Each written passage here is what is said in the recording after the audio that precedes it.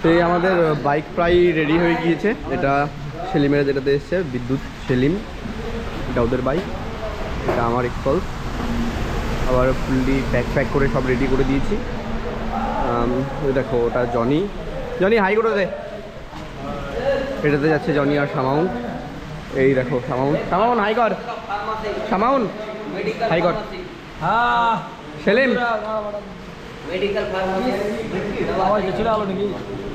এই হচ্ছে বিদ্যুৎ, ফুললি প্যাক, অনেক ঠান্ডা লাগছে, সেলিমের ড্রাইভার। তো চলো বাকি আপডেট সামনে গিয়ে। তো আমি এখন দাঁড়িয়েছি, আমার টায়ার পাংচার হয়ে গিয়েছে, ওই কারণে ঠিক করার জন্য। এই দেখো একটা কাঁটা ঢুকে আছে, দেখতে পাচ্ছ ওই সাইড দিয়ে, দেখো ওটা কাঁটা ঢুকে আছে, এই যে এটা একটা কাঁটা আছে, ঠিক আছে। তো টায়ার ঠিক করার জন্য এখানে দাঁড়িয়েছি, একটা টায়ার ঠিক করার দোকান। বড় গাড়ি টায়ার লাগাতে গিয়েছেন, ওটা লাগা হলে তারপরে আমারটা খুলবেন, খুলে ঠিক করে দেবেন। এই চলে আমাদের সাথে সারাক্ষণ। এই দেখো টিউবের করা হয়ে গিয়েছে, টায়ারগুলো হয়ে গিয়েছে, জনি অনেক সাহায্য করলো, জনি খুললো এটা, ঠিক আছে। আমি আমি আমি আমি এই যে জনি এই করলো, এই দেখো এখানে দেখো একটাই পাংচার আছে এখানে, এই দেখো আচ্ছা দেখছো এখানে এই কাঁটা ঢুকেছিল, হালকা একটু হয়েছে। এই দেখো কাঁটা, দেখি মোর নাম জানি, মোর মোর মোর থ্যাংক ইউ। এবার ভেবেছিলাম আজকে অনেকটাই কভার করবো, বাট সকাল থেকে যেমন হচ্ছে, প্রথমে সেলিম বিদ্যুতের ব্যাগ হারিয়ে গেল, তারপরে আমার পাংচার হয়ে গেল। তো দেখি আমরা এটা ক্লিয়ার করার পরে কতক্ষণ বা কত রাইড করতে পারি, কত কিলোমিটার করতে পারি, তো সেটা আমি তোমাদের জানাচ্ছি যে হ্যাঁ কতক্ষণের মধ্যে এটা কমপ্লিট হচ্ছে। এটা কমপ্লিট হয়ে গেলে আবার তোমাদের একটা ছোট্ট ব্লগ বানিয়ে তোমাদের দেখিয়ে দিব যে হ্যাঁ কমপ্লিট হয়ে গেল। তো আমার সাথে থাকো আর দেখো কী হয়, কত দূর যাই, কেমন করে সব কিছু হয়। এটা তো এই দেখো আমার বাইকটা সিগন্যাল স্ট্যান্ড করে রেখেছিলাম, উল্টে গেছিলো, যার কারণে স্ট্যান্ডটা তো দিয়েছেই, এই দেখো লুট হয়ে গিয়েছে বাইক করা। তাদের সাথে ভাগ্যিস গার্ডটা লাগিয়েছিলাম, নাম্বার প্লেট ভেঙে গেছে। এই দেখো চোর পড়েছে, এগুলোতে নাম্বার প্লেটটা গিয়েছে, এটা লাগিয়েছিলাম বলে ঠিক আছে, না চলে গেছে তো এতক্ষণে।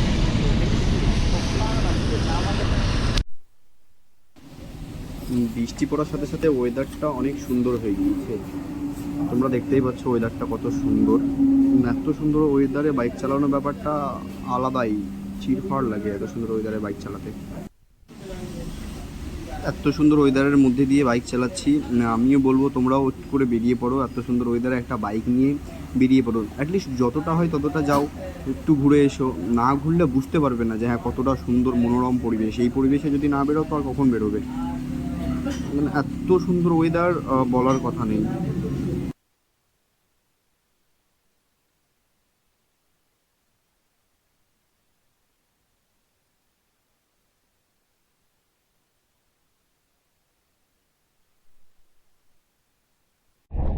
তো আমরা এখানে খেতে দাঁড়িয়েছিলাম লাঞ্চ করার জন্য, দুপুরে লাঞ্চ প্রায় কমপ্লিট সবার।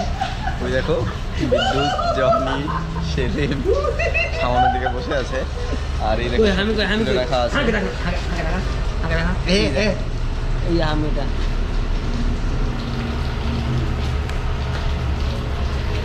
সামাউন কই রে? সামান রাগ করলে এই বাসটা দেখা, এই বাসটা বাস দেখতে সামাউন বলছে, সামাউন বলছে যে বাস ধরে আবার বাড়ি চলে যাবে। কাঁদতে লেগেছে সামান, যে বৃষ্টি হয়েছে, ভালো লাগে না।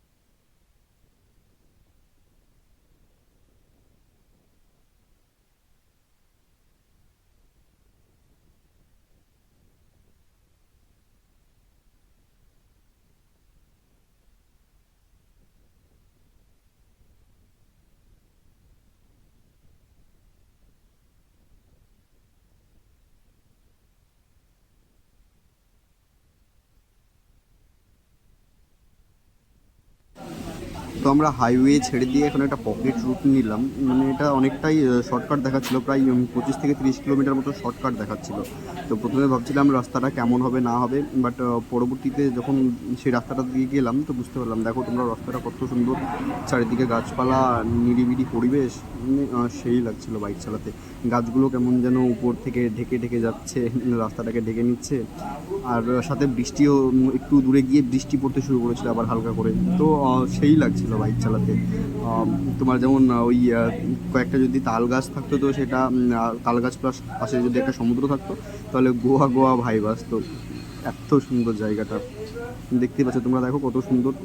আর সামনে ওটা যেটা আছে, সামনে আছে জনি আর শামাউন, আর পিছনে আছে বিদ্যুৎ আর সেলিম। তো এইরকম করে আমরা চলে যাচ্ছি যতটা যেতে পারি। পকেট রাস্তা হলো অনেকটা সুন্দর, অনেকটা।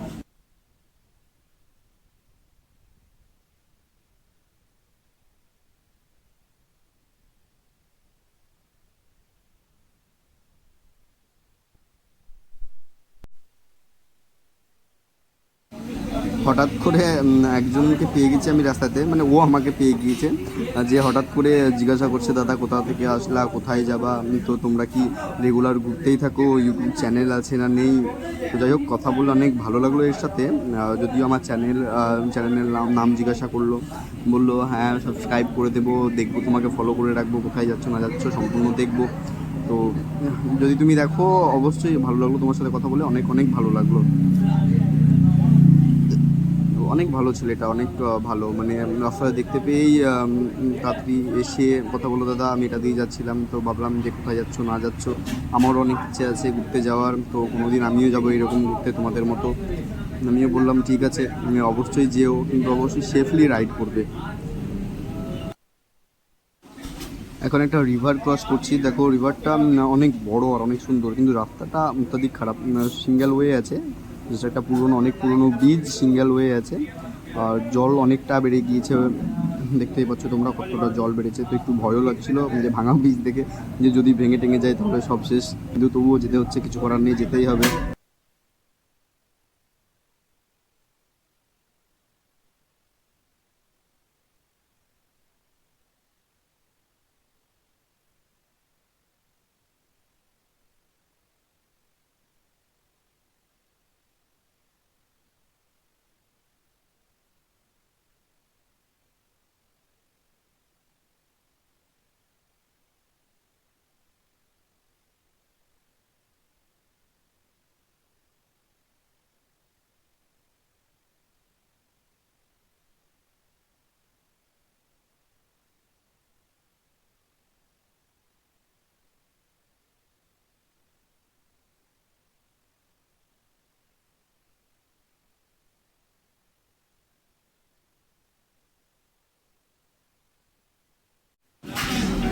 সন্ধ্যাও হয়ে গিয়েছে, বৃষ্টিও পড়ছে, দেখতে পাচ্ছ সন্ধ্যার ভাইবটা কেমন, অনেক সুন্দর লাগছে সন্ধ্যাবেলায়। দেখছো না, হালকা হালকা বৃষ্টি, সন্ধে ঘনিয়ে এসছে, বাইক চালাচ্ছি, একটু করে ভিজে গিয়েছি, কত সুন্দর।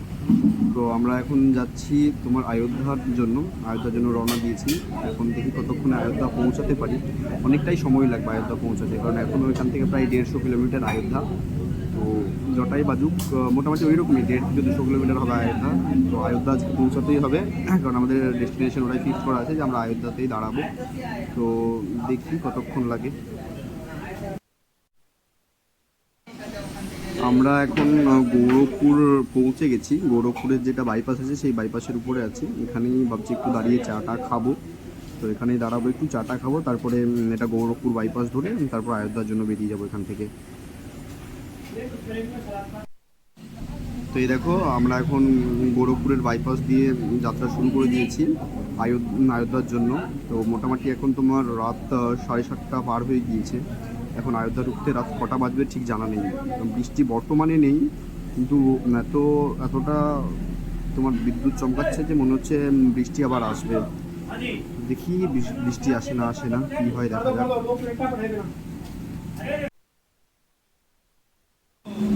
তো অনেক বৃষ্টি হচ্ছিলো, যার কারণে আমরা দাঁড়িয়ে গিয়েছিলাম। এখন প্রায় রাত 3টে, আর আমরা প্রায় অযোধ্যা পৌঁছবো এখন। অযোধ্যা মোটামুটি এখান থেকে ওই 7 কিলোমিটার মতো, এই ব্রিজটা ক্রস করেই তারপরে অযোধ্যা। তো আমরা আজকে অযোধ্যাতেই নাইট স্টে করবো। অযোধ্যা প্রায় পৌঁছেই গিয়েছি। উপরের আকাশটা তোমরা হয়তো বুঝতে পারছো না, আমরা বুঝতে পারছিলাম তখন অনেকটা যেমন সূর্য উদয় হয় না, ওই রকম হয়ে আছে ভোর 3টের দিকে, আর সেই লাগছিল। তো আজকের ব্লগটা এত দূর পর্যন্তই থাকলো। আর সত্যি বলতে আমাকে ভয়েস ওভার করতে হয়েছে, কারণ আমার যে গোপ্রোর মাইকটা সেটা খারাপ হয়ে গেছে, সেটা কাজ করছে না। তো অনেক কথাই বলেছিলাম সেখানে, কিন্তু এখন আর কিছু করার নেই। পরে চেক করলাম তো না, কোনো আওয়াজই আসছে না। আমি ভয়েস ওভার করলাম। তোমরা অবশ্যই আমার সাথে থাকো, দেখো, যতটা পারবে লাইক করো, সাবস্ক্রাইব করো, শেয়ার করো। আর দেখো আমরা কতদিনে আমরা কতদিনে লাদাখ পৌঁছাই, কারণ আমাদের মূল উদ্দেশ্য হলো লাদাখ পৌঁছানো, লাদাখ এক্সপ্লোর করা, জম্মু কাশ্মীর এক্সপ্লোর করা। তো আমাদের সাথে থাকো, দেখো যে কতদিনে পৌঁছাই, কেমন করে পৌঁছাই। এখন পর্যন্ত আমার বাইকের অনেকটাই প্রবলেম হয়েছে।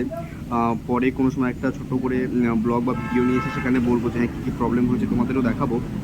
অনেকটাই প্রবলেম হয়েছে, অনেকটাই প্রবলেম আমাকে ফেস করতে হচ্ছে। তো আমার সাথে থাকো আর দেখো।